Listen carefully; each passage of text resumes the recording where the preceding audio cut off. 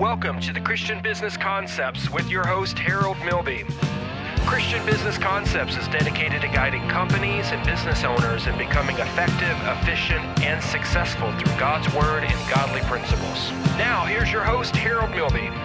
Thanks, Kelly, and welcome everyone to this week's Christian Business Concepts podcast. I appreciate you downloading the podcast and being a part of the CBC family, and hope that you invite other people to be a part of it as well. And I hope, it is my great hope, that today this podcast will do three things. That it'll encourage you, it'll bring enlightenment to you, and that it will empower you to be a better leader, to be a better business owner, and to be a better born-again believing Christian. Today, I want to talk about effectiveness and efficiency, and how that if you have both, you will be absolutely productive. If your business or your organization or department has both, they too are going to be productive. But I think we have to understand what these two things really mean. You know, when I started doing some research just to find out about how the world sees things about effectiveness and efficiency, I quickly found out that, people interchange the two words. In fact, if you do a Google search on being effective, you'll find out very quickly that what comes up in a lot of the results is being efficient. And so a lot of people interchange those two to mean the same thing, and they really mean two completely different things. So what we need to do today is, first of all, start off and find out what these two things really mean, and then try to understand and learn by really understanding what they are to now, how do I become effective and efficient at the same time in order to be very productive? In other words, effectiveness plus efficiency equals productivity. Okay? So being effective means, just a simple answer, being effective means doing the right things in order to reach the right goals. The things that you're doing must reflect your desire for the outcome. And this outcome must be the right outcome that's really needed. You know, many executives set the goals, but they are not always the right goals. You know, Peter Drucker, great guy. If you've never read any of his books or listened to him, he's a tremendous leader. And Peter Drucker said in his book, The Effective Executive, he said this. He said, intelligence, imagination, and knowledge are essential resources, but only effectiveness converts them into results. By themselves, they only set limits to what can be attained. To be reasonably effective is not enough for the individual to be intelligent, to work hard, or to be knowledgeable. Effectiveness is something separate, something different. But to be effective also does not require special gifts, special aptitudes, or special training. Practice effectiveness until it becomes a habit. Effectiveness can be learned, and it also has to be learned. So effectiveness is knowing the right things and doing the right things and what they are. Now, efficient means, how much can be produced with the least amount of time and money and resources. Simply put, effectiveness is doing the right things, while efficiency is doing things right. And if you can develop both, you will, and your business will become productive and profitable. Now, from the beginning of creation, God created man to be effective and efficient, and expected man to be dependent on him for both. In Genesis chapter 1, verses 26 and 27, all the way up to 28, it says, "And God said, let us make man in our image, after our likeness, and let them have dominion over the fish of the sea, over the fowl of the air, over the cattle, over all the earth, and over every creeping thing that creeps upon the earth. So God created man, verse 27, in his own image. In the image of God created he him, male and female created he them. And God blessed them. And God said unto them, be fruitful and multiply and replenish the earth and subdue it and have dominion over the fish of the sea and over the fowl of the air and over every living thing that moves upon the earth. Now, that when you read those passages, immediately you can begin to see, especially in verse 28, that God is expecting us to be effective and efficient in all that we do. God wanted man to really see the right things so that he would do the right things. When you look in Matthew, and I think it's Matthew chapter 25, and it talks about the story of the talents, that the business owner left talents to his servants. And he said, occupy until I return. And that word occupy means to be doing business. So do business while I'm gone. And of course, the man he gave 5 talents to, he doubled it. He had 10. The guy gave 2 talents, he doubled it. He has 4. And the guy that has 1 talent said, hey, I know that you're not always a fair man. I just took the money, put it up, didn't do anything with it. Here you go. I didn't lose it. It's here. And the master said, you're an idiot. My interpretation. You should have at least put the money in the bank and got interest off of it. But you didn't do any of that. You just gave me back what I gave you. And so I think when you look at the parable of the talent, and this isn't the only parable of talents, but this is the one that we talk about a lot. And when you look at that, you really begin to see that it's about effectiveness and efficiency. It always breaks my heart when you go into a church and you can tell they put no effort into anything that they're doing. It's just like, oh, this is a church. We're here just to get by. And there's no professionalism within the ministry in and of itself. The church is in disarray. It needs to be painted. It's ugly. It's out of date. All of these things. Well, if you're trying to win people to the lost, you need to do everything that you can to be efficient and effective. And I run into business owners the same way. They don't understand the difference between the two. And it's really easy to gravitate towards efficiency, because efficiency is about doing things right. And that's always a little bit easier to figure out than effectiveness, which is learning what are the things we need to do. So let's kind of look at some of the comparison between effectiveness and efficiency. So effectiveness is basically asking, why is this being done? In efficiency, it's asking, what needs to be done? Effectiveness focuses on goals and objectives, while efficiency focuses on process. Effectiveness is long-term, whereas efficiency is short-term. Effectiveness can be hard to measure at times, but efficiency, it's easy to measure. You know what the things look like when you're doing the right things.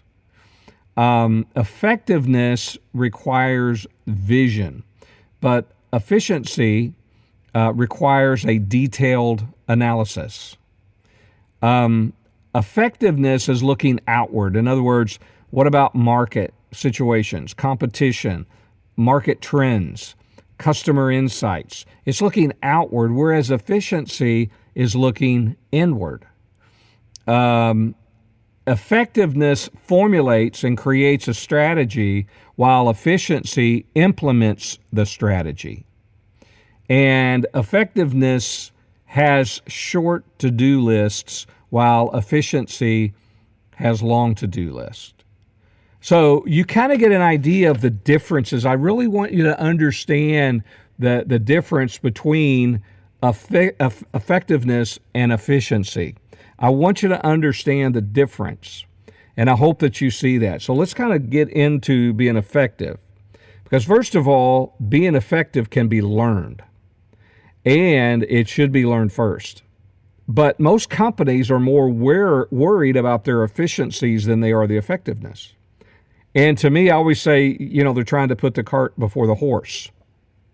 So, we need to look at this. Now, when you talk about effective people are really good time management people. They're like a guru when it comes to time management. They are in control of their time. Effective people build on what they feel are their strengths, not on their weaknesses. They look at their strengths. They build on their strengths. Effective people focus on results. And effective people focus on a limited number of things. They're not focused on 50 things at the same time. It's usually one or two. Effective people make effective decisions because they're focused. They're focused on the vision. They're focused on the strategy. I like what Abraham Lincoln said one time. He said, give me 6 hours to cut down a tree, and I'll spend the first 4 hours sharpening the axe. So again, it's knowing what we should be focused on. It's about being effective. And, some of the benefits of being effective is it helps you to be able to reach goals and objectives that you're going to be meeting the needs of customers when you're effective. You're able to expand and grow when you're effective. You're able to stay competitive, when you are, when you're effective. Now, what does the Bible teach? And I'm not going to take the time to go through all the scriptures. I'm going to encourage you to study this topic in the Word of God. But when you think about it, the Bible teaches us the importance of having integrity in your business. That's part of being effective. You can't be an effective business if you lack and do not have integrity. So the Bible talks about having integrity in your business. The Bible also teaches us to be good stewards of our resources. We're to be good stewards. God provides the resources, but we have to be good stewards. Next, it teaches us that we have to treat our employees and our customers and our vendors with respect. I mean, we all know that passage, do unto others as you would have them do unto you. So he's basically saying you treat them with respect because you want respect.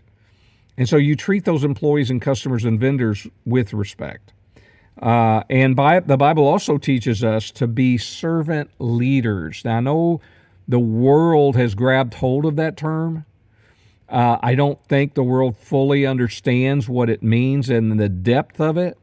But you and I should, as believers, we need to know, how can I be a better servant leader? How can I serve people and yet at the same time, lead them? So how do we become effective?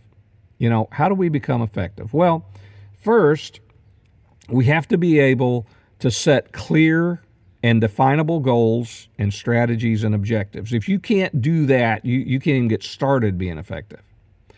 You've got to identify what the business wants are. What does the business want to achieve?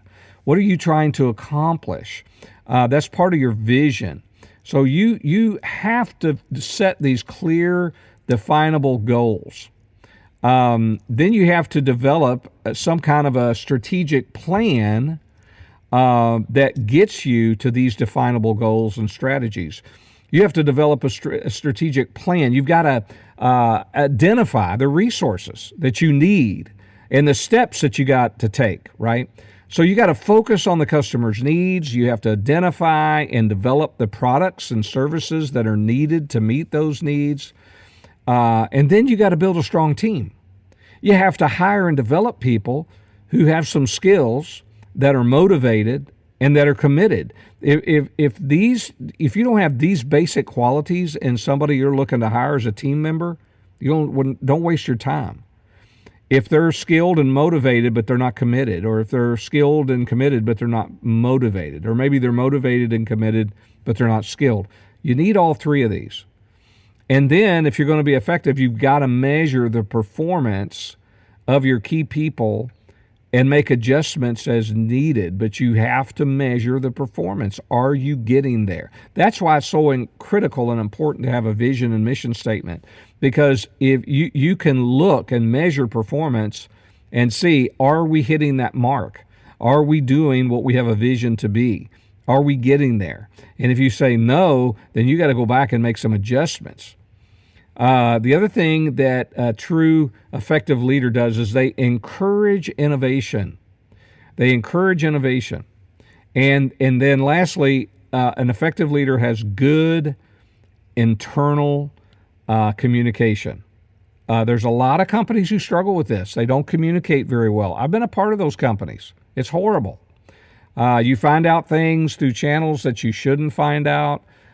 Things are sprung on you at the last minute because nobody communicated to you, or you go out worse and make decisions, and then you get in trouble for the decisions that you made, but yet the information that they gave you was faulty, so therefore, or they didn't communicate with you all the information, so therefore your decision-making process was flawed from the beginning. So you've got to kind of take a look at that. You got to, you have to understand that. Now, that's kind of some of the ways that you're going to be effective. So let's move on now and let's look at efficiency. Because really, efficiency is a little bit more multifaceted. And because you kind of have to have efficiencies in several areas. You need to be efficient in your process or processes or operations, if you want to say it that way. Well, actually, that's different. Processes and operations are different. But you do need to be efficient in operations. You need to have environmental efficiencies. You need to take care of the planet. You need to be responsible. You should be a good steward over the planet. So you need to be efficient in that. You need to be efficient in energy. Listen, we're not always going to have the energy that we have today. Eventually, coal's going to run out. Now, it's going to be 1,000 or more years, but eventually coal's going to go away. Fossil fuels are going to go away. I mean, what are you going to do? I mean, we have to be efficient in our energy. We have to be efficient with manpower. We have to be efficient with manpower. We got to have onboarding. We got to have training. We don't want to hire somebody to watch them fail. We want to hire somebody to make them successful. And so we have to have efficiencies in manpower, and we have to have efficiency in our finances. So efficiency is a little bit more multifaceted than effectiveness is. But what are some of those benefits? Well, benefits of being efficient is that you produce more with less.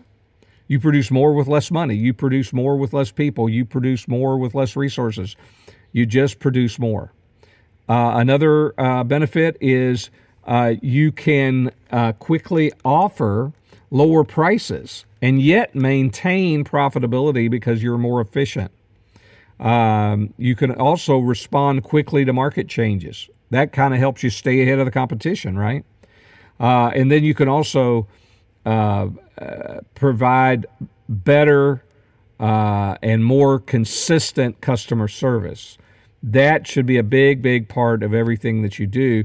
And that helps to create, when you have good customer service, you really create loyalty and repeat business. And those two things are always great to have.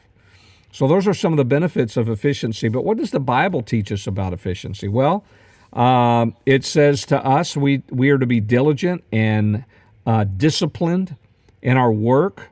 We're to be good stewards of our time and our resources. We're to be innovative and adaptable. And we're to work with excellence and integrity. This means doing our best while upholding ethical standards, right? So that's what this excellence and integrity is about. It's about doing our best while we're upholding ethical standards. Now, how do we become efficient? Well, you need to streamline your processes. You need to eliminate, when I say that, I mean eliminate unneeded steps that eat up a bunch of time and resources. If you don't need those in there, get them out. Streamline your process. Automate things that are repetitive. Any kind of tasks that are repetitive, try to automate it. Make it simple. Make it very straightforward. If a machine can do it, let the machine do it. This will also help cut down and reduce errors because it's a machine. Review potential outsourcing. Third-party providers can make more sense in a lot of cases than doing it yourself. It allows the business to focus on what their core values, not just their core value, but really their core competencies. They're not trying to be something they're not. Get somebody else to do that if it makes sense. To be efficient, you've got to develop and train employees in order for them to be able to do their jobs well. I mean, you got to see that. You need to develop the proper analytics to measure and review.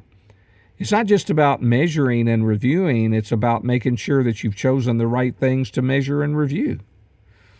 Next, you have to be a proponent of single tasking.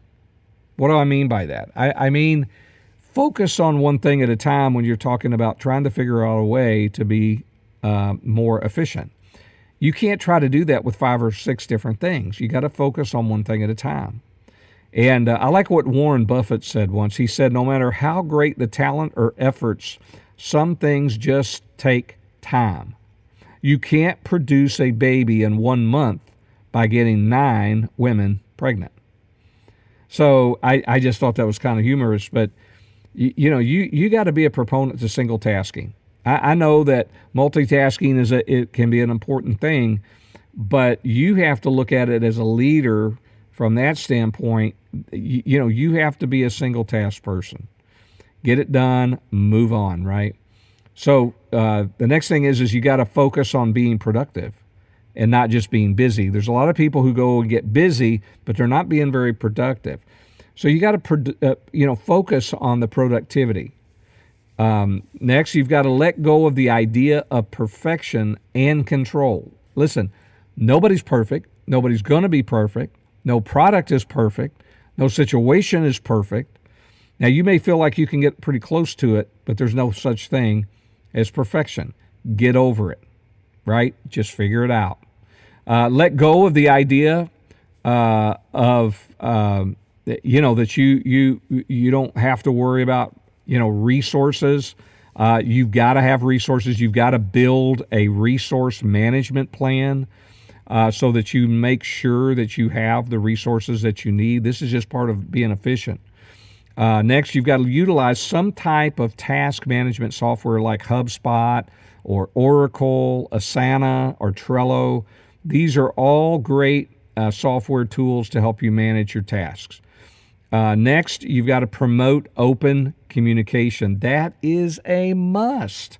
You have to promote open communication. There's a lot of companies out there who don't do a very good job of communicating very well with their employees and staff, and so people are left in the dark.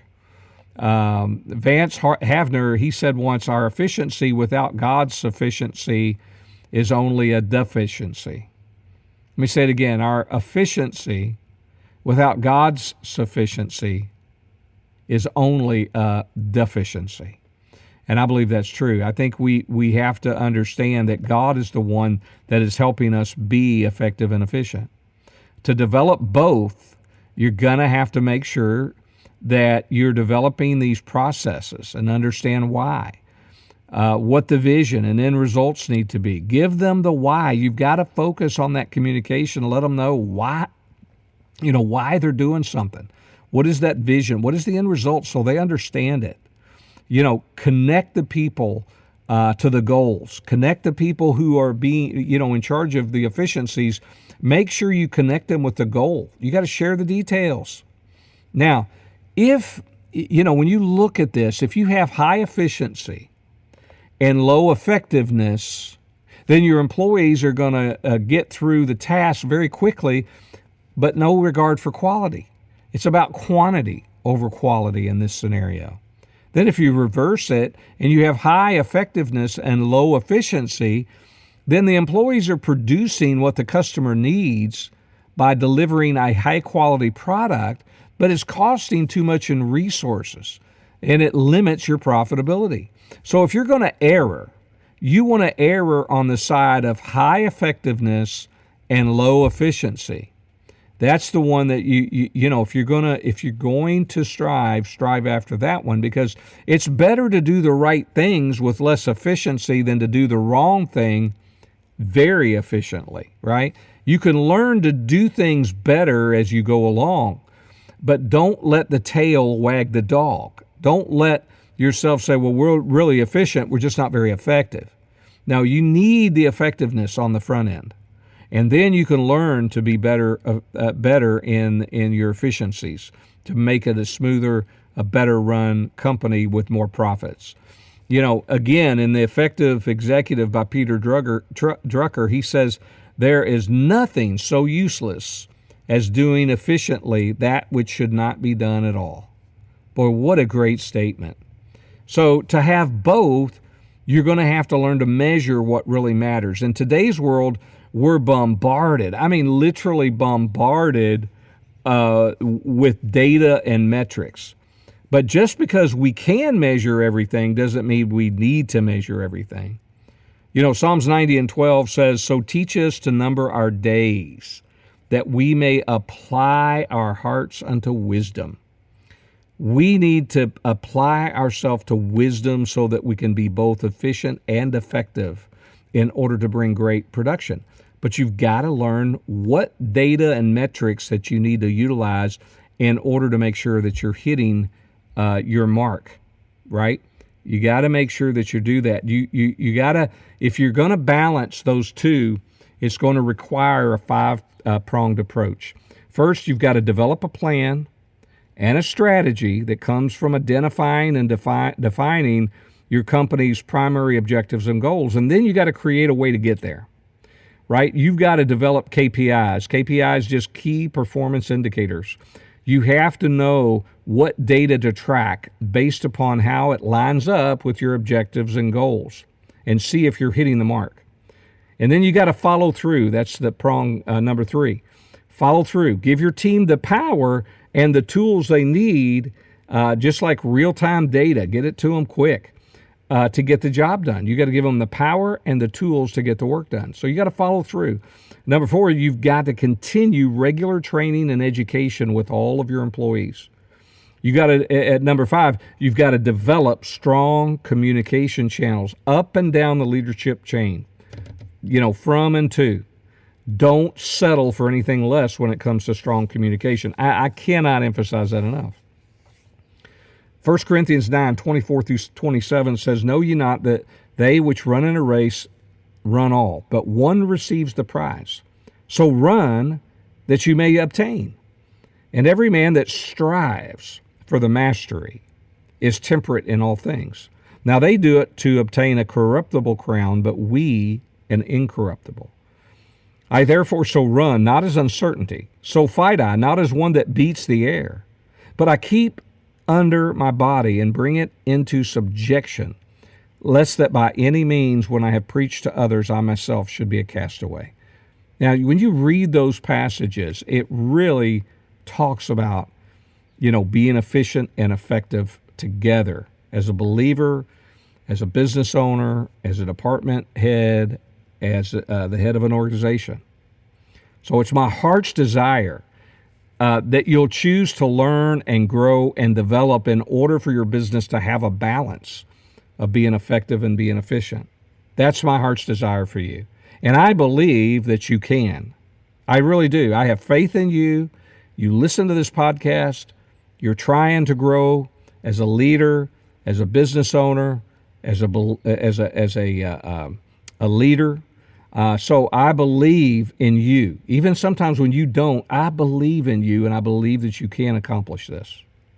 So, Lord, I thank you today for those who've downloaded today's CBC podcast. Lord, I pray it's helped them see the need to be effective and efficient in everything that they do and in all that their business does, Lord.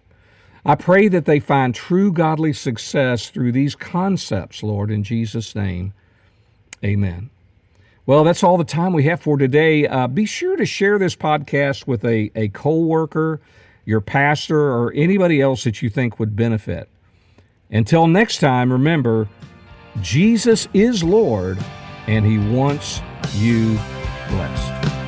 Thank you for tuning into this this week's Christian Business Concepts podcast. Go to ChristianBusinessConcepts.com for more information and resources. Be sure to check out other podcasts that will help you take your business and your personal life to a whole new level of success.